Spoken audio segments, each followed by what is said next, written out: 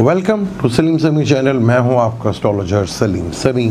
आज फिर हम किसी नए टॉपिक पे बात करेंगे, बल्कि थोड़ा माजी का टॉपिक जो हमने पिछले मार्स और केतु का 45 दिन का बताया था कि बड़े ही तकलीफ थे और बहुत ही टेंशन और डिप्रेशन वाले होंगे।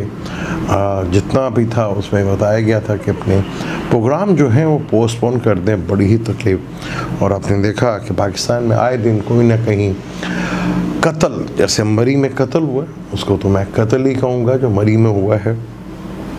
ये किस तरह हमारे यहाँ अखलाकियात की तबाही फिरी जा रही है और कोई ना कोई वाक़या हमारे यहाँ अक्सर मुल्क में वाक़या इस तरह बढ़ते चले जा रहे हैं, कभी सियालकोट में, कभी कहीं और कभी कहीं।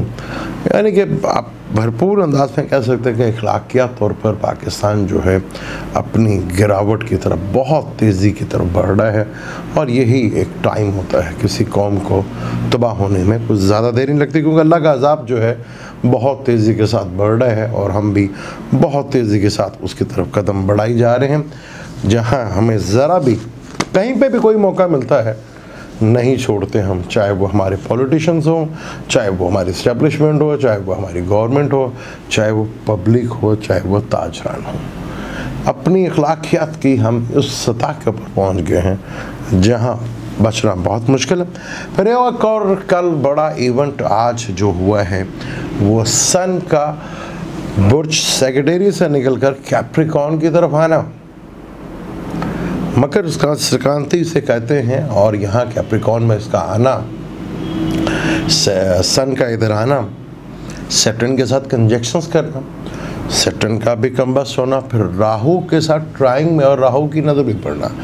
यानी कि अक्सर हम सुनते हैं टीवी पे मीडिया वाले अक्सर कहते हैं हुकूमत गई, ऑपोजिशन अपना गाना गाती रहती है, सब बकवास, सब झूठ बोलते हैं, कुछ भी नहीं होता। जो भी वो कहते हैं उसके बिल्कुल बरक्स। अब हालिया में जो हुआ कि बिल पास करवाना था उसमें फिर ऑपोजिशन बुरी तरह नाकाम हुई। यानी कि मीडिया में अक्सर जो आता है रोज़ जो भोगते हैं वो, और ऑपोजिशन जो कहती है सब बकवास, कुछ भी नहीं होता। अब गवर्नमेंट के लिए थोड़ा अलार्मिंग टाइम शुरू हो गया है। सन के साथ सैटर्न और राहु भी देख रहा है, यानी कि ये एक महीना बड़ा ही मुश्किल तरीन महीना गवर्नमेंट के मिनिस्टर्स के लिए भी होगा और गवर्नमेंट के लिए भी होगा और पब्लिक के लिए भी होगा ये, क्योंकि सन सैटर्न के साथ आके मिलना शुरू हो गया है। जब सन सैटर्न के साथ आता है तो दिन बढ़ना शुरू होते हैं, और अब सन का यहाँ पर आना और सैटर्न के साथ मिल जाना और फिर राहु का देना, यानी कि इस वबा में तेज़ी के साथ इजाफा होता देखना।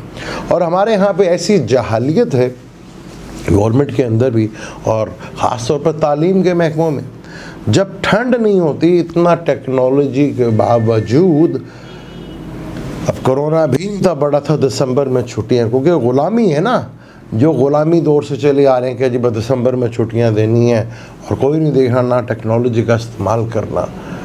अब जनवरी में ठंड भी बढ़ रही है और ये वायरस अब तेज़ी के साथ बढ़ता हुआ नज़र आएगा, क्योंकि सन हमारी इम्यूनिटी है और इम्यूनिटी कमज़ोर होने जा रही है। जहाँ राहु की भी नज़र होगी जो वायरस का कारक है, और सैटर्न तो दुश्मन। अब ये आने वाला टाइम आप देखेंगे कि ये वबा बहुत तेज़ी के साथ अपना कदम बढ़ाती हुई नज़र आएगी। और जुपिटर से 12वें घर में सन, जुपिटर से सन 12वें घर में हो तो बॉडी का कमज़ोर होना माना जाता है, बॉडी का वीक होना माना जाता है। और यहाँ पर अब ये जो टाइम है एक महीने का, फिर मार्स ने भी हाउस चेंज करके चले जाना है, वो स्कॉर्पियो से निकलकर सैजिटेरियस में आ जाएगा और मरकरी आज रेट्रोग्रेड हो जाएगा। जब भी मरकरी रेट्रोग्रेड होता है तो हमेशा अभी तक जितना भी एक्सपीरियंस हमने किया है कि मरकरी रेट्रोग्रेड होता है तो नून लीग कोई ना कोई ब्लेंडर ज़रूर करती है। अब ये 5 से 6 फरवरी तक ये मरकरी जो है रेट्रोग्रेड है, वीनस जो है इसी महीने में सीधा हो जाएगा।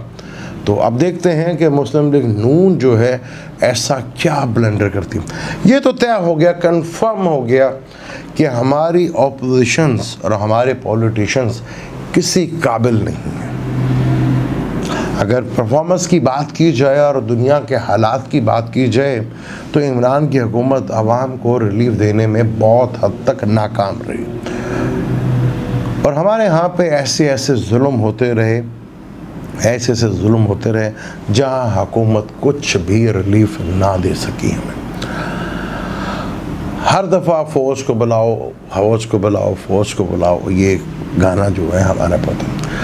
असल में प्रॉब्लम ये है कि हमारे यहाँ कानून के ऊपर अमल नहीं होता। जिस मुल्क में कानून के ऊपर अमल होना शुरू हो जाए तो वहाँ इदारे अपने आप स्ट्रॉन्ग होना शुरू हो जाते हैं और चीज़ें अपने आप कंट्रोल में आना शुरू हो जाती हैं। फिर किसी फ़ौज की ज़रूरत नहीं होती। फ़ौज हमेशा वहीं पे होती है जहाँ लाकानूनियत होती है, जहाँ कानून नाम की कोई चिड़िया नहीं होती। और जो हमारी अदलिया का हाल है वो आपके सामने है। बड़ी तेज़ी के साथ हम अज़ाब की तरफ बढ़ रहे हैं और अल्लाह का अज़ाब अपने वक्त के ऊपर ही आता है, क्योंकि स्लो मूविंग प्लैनेट्स का, क्योंकि अब अप्रैल में जुपिटर जो है वो पाइसिस में आ जाएगा, जो आखिरी ज़ोडिक है। फिर राहु केतु भी एरियस में आ जाएंगे, वो भी 1.5 साल के बाद पाइसिस में आ जाएंगे। और सैटर्न भी 2025 तक अपनी उधर आ जाएगा।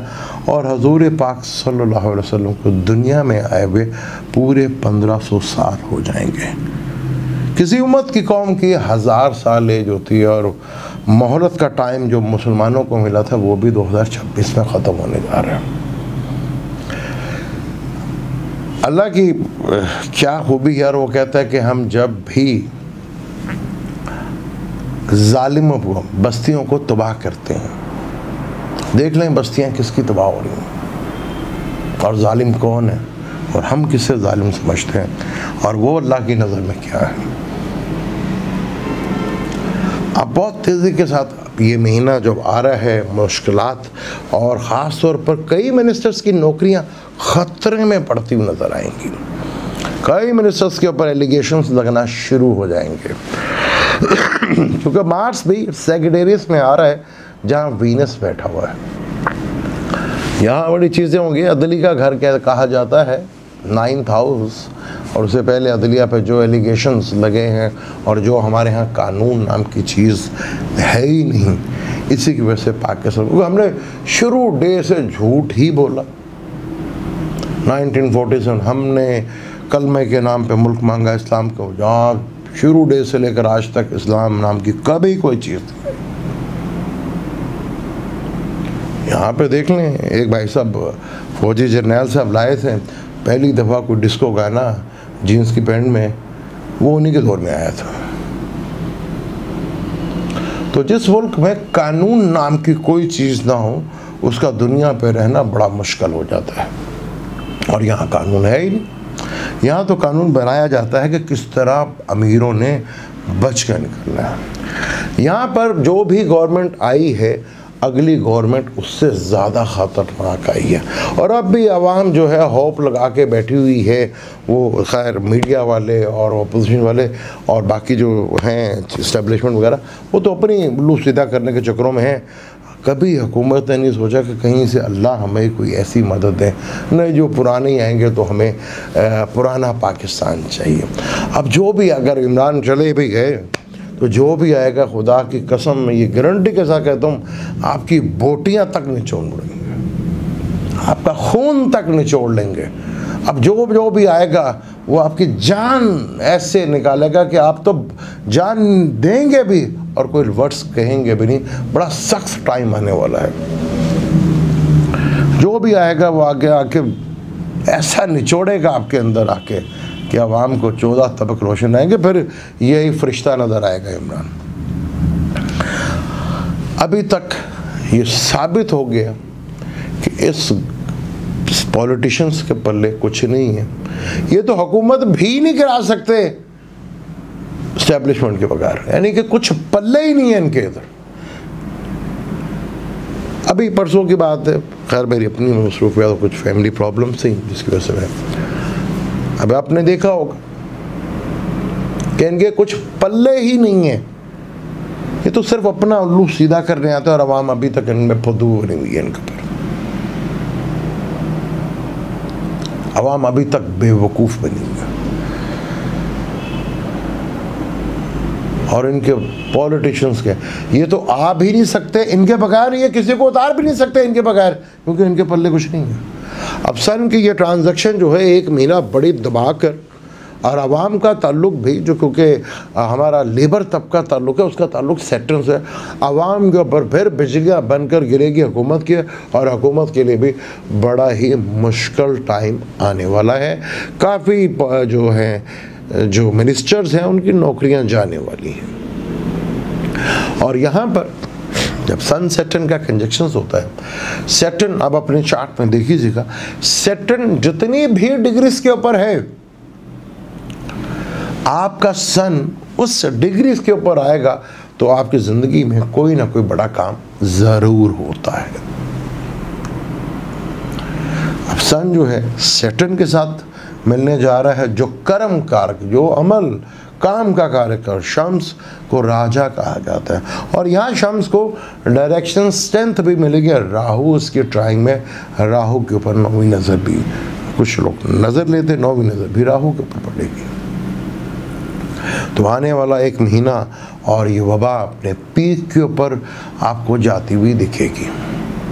और यहाँ चीज़ें जो हैं बड़ी सडनली आप देखेंगे, चीज़ों में बड़ी तबाही फिरती हुई नज़र आएगी, और ये वबा बड़ी तेज़ी के साथ फैलती हुई नज़र आएगी। अब इसकी रेशो बहुत तेज़ी के साथ ऊपर जाती हुई नज़र आएगी, और टेंशन और डिप्रेशन जो है वो अपने पीक और लेवल के ऊपर बढ़ती हुई नज़र आएगी।